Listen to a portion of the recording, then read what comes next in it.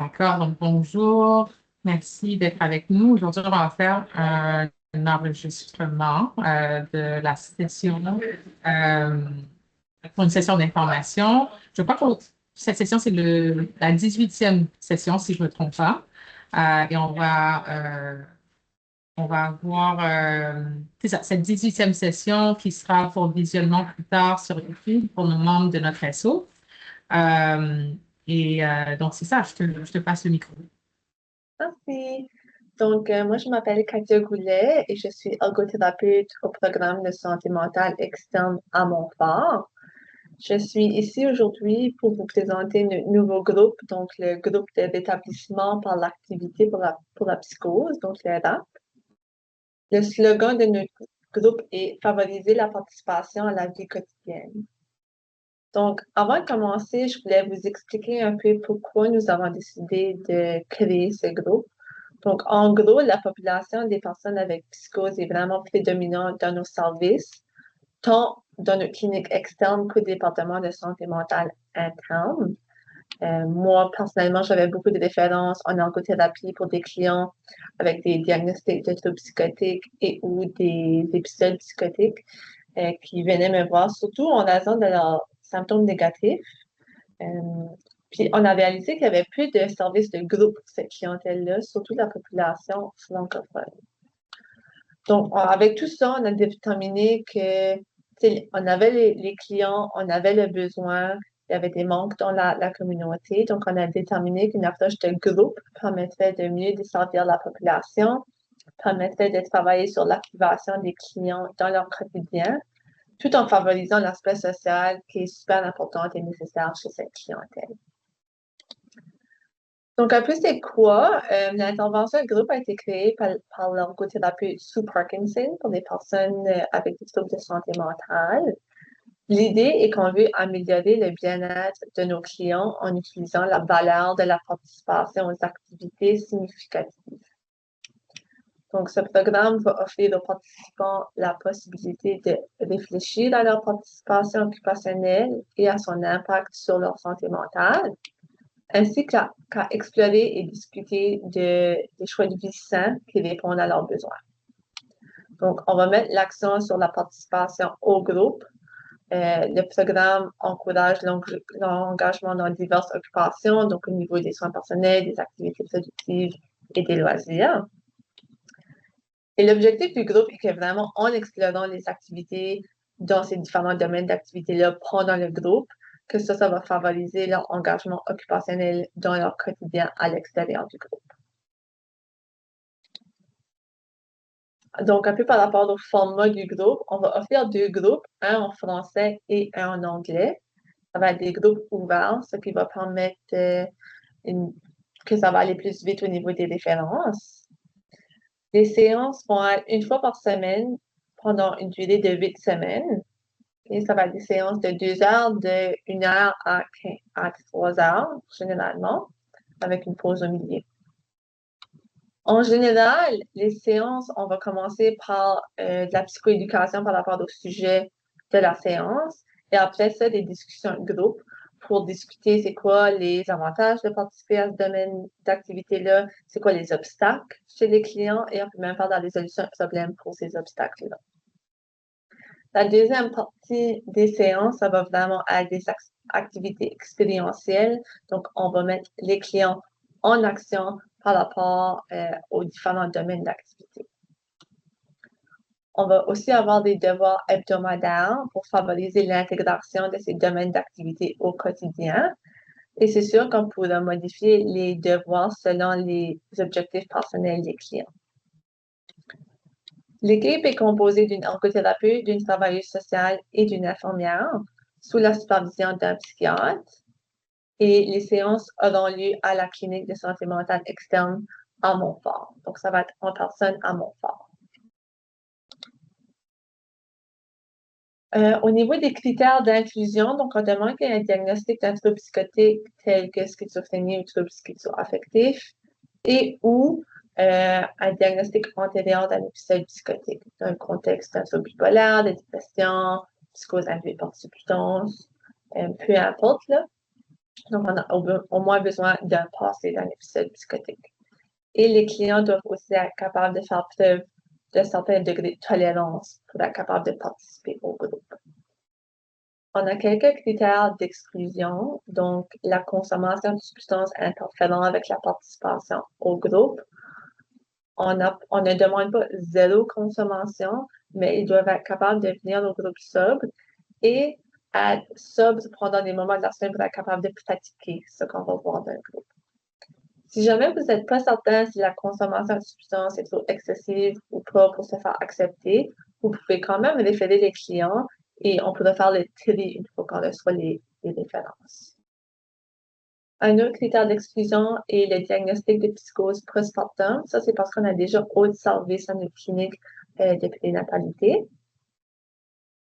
Si que le premier épisode de psychose répond aux critères d'inclusion du programme On Track, on va prioriser qu'ils vont à ce programme-là. Donc, ça serait un critère d'exclusion.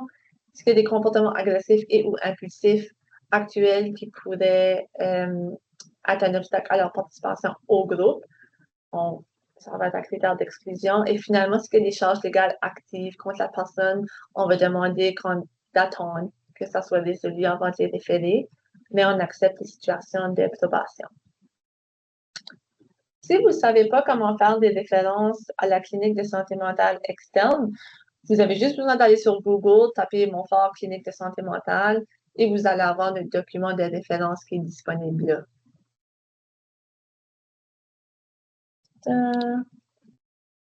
Donc, voici les détails par rapport aux domaines d'activité qui seront présentés lors du groupe. Je vais prendre le temps de vous expliquer un peu pourquoi ces occupations sont importantes pour la qualité de vie de nos clients. Donc, pour la première séance, on va explorer le thème des loisirs, en d'autres mots, nos passe-temps. On va voir c'est quoi la différence entre un loisir passif, par exemple, regarder la télé, scroller sur son téléphone, et un loisir actif. Donc, ça serait plus aller faire des marches, faire de l'art, cuisiner. Les loisirs peuvent contribuer à une meilleure satisfaction face à la vie, permettre de structurer l'horaire occupationnel et favoriser l'épanouissement personnel. Donc, pour la deuxième séance, on va discuter des activités créatives. Une des raisons qu'on parle de ça, c'est parce que d'après Rachel Thibault, qui est une ergothérapeute doctorante, elle s'est spécialisée en résilience psychologique et elle a déterminé qu'il y a 5 catégories d'activités qui soutiennent la résilience, dont les activités créatives, et d'où leur importance. On voit aussi que pratiquer des activités créatives utilise certaines fonctions cognitives telles la résolution de problèmes et la prise de décision, ce qui sont des compétences clés pour favoriser le fonctionnement quotidien. Notre troisième séance portera sur les activités physiques. On sait tout comment important est l'activité physique pour notre santé mentale et notre santé physique. L'exercice est associé au bien-être mental et une amélioration de la qualité de vie. On va ensuite parler des soins personnels dans la quatrième séance. Donc, pour ceci, les soins personnels, on veut dire l'hygiène, l'alimentation, la qualité du sommeil, prendre soin de sa santé physique, prendre ses médicaments. Être capable de prendre soin de soi, ça contribue à un sentiment de compétence et implique la mise en place de routines dans le quotidien, ce qui favorise une bien-être physique et mental. Dans la prochaine séance, on va parler des tâches domestiques. Donc, ceci inclut le ménage, prendre soin de chez soi, préparer ses repas, faire ses commissions, etc. Ces activités sont essentielles à la vie quotidienne, permettent de favoriser un équilibre occupationnel en ajoutant une structure à nos activités et ça favorise le développement du sentiment d'efficacité personnelle. Les 3 prochaines catégories vont soutenir l'engagement social de nos clients. Donc, on va voir les activités sociales en général par la suite. Donc, l'importance des relations interpersonnelles, c'est qu'ils sont associés à un bonheur subjectif et ces relations-là peuvent apporter un soutien en période de stress psychologique. Donc, on va explorer ce thème-là avec nos clients dans le groupe et aussi favoriser leur engagement à l'extérieur du groupe. La 7e séance portera sur les activités vocationnelles. Donc, pour ça, on veut dire le travail rémunéré, temps plein ou temps partiel, les études et le bénévolat. Les avantages potentiels de ces activités sont une structure régulière, un sens de responsabilité et une meilleure estime de soi. On va aussi faire le point avec des ressources communautaires pertinentes selon les intérêts et les buts de nos clients par rapport à leur rôle vocationnel. Et finalement, la dernière séance portera sur les activités communautaires.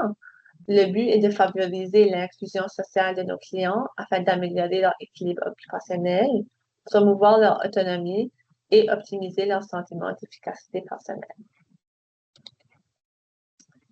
Comme mentionné avant, un des objectifs principaux du groupe est vraiment mettre en action les participants dans les divers domaines d'occupation. Donc, voici des exemples d'activités que nous avons planifiées avec les clients.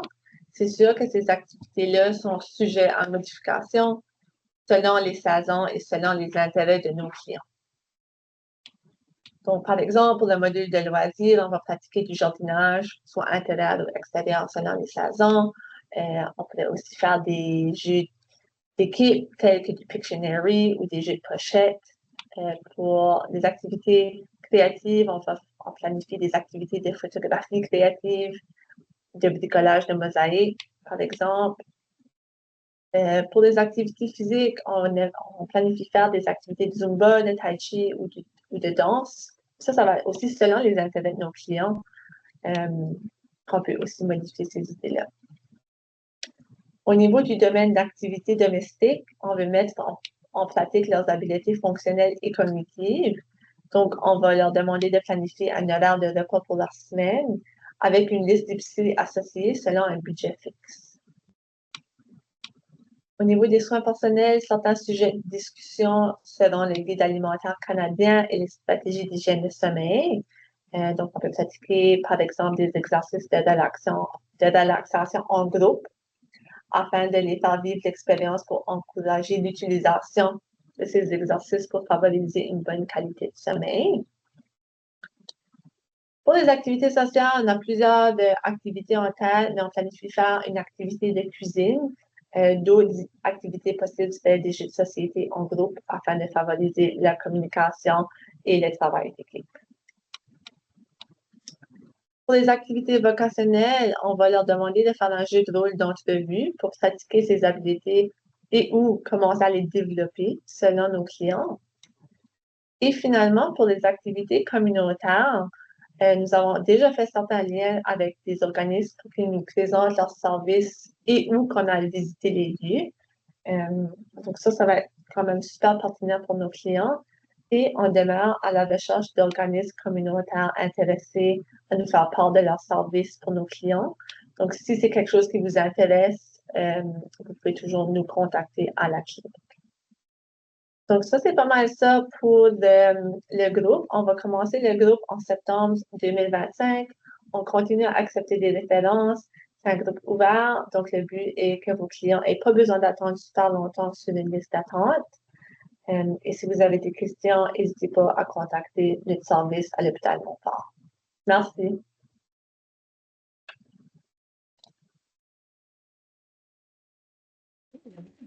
Oh, j'entends pas.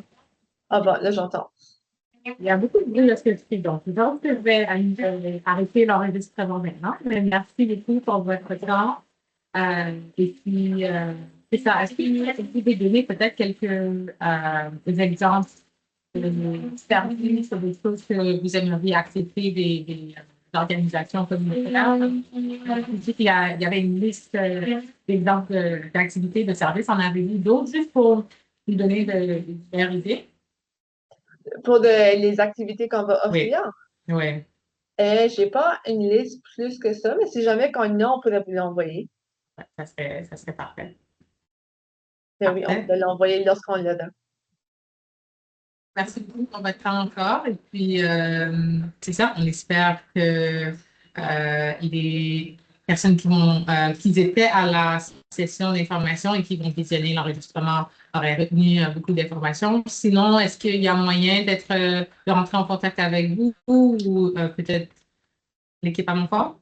Ouais, je peux vous donner nos courriels de l'équipe, si tu veux. Est-ce que j'ai déjà ton courriel? Je pourrais juste te l'envoyer. Ou je peux te l'envoyer par le chat, là, c'est un ou l'autre. Oui, parfait. Donc, en même temps qu'on envoie la présentation PowerPoint et le lien à l'enregistrement, on va aussi envoyer des courriels au cas où les personnes auraient les participants auraient des questions pour vous. OK. Je peux l'envoyer par le chat, c'est ça? Oui, oui, OK, c'est bon, je vais faire ça. d'accord. Merci encore. Bonne journée. Merci. Bonne journée.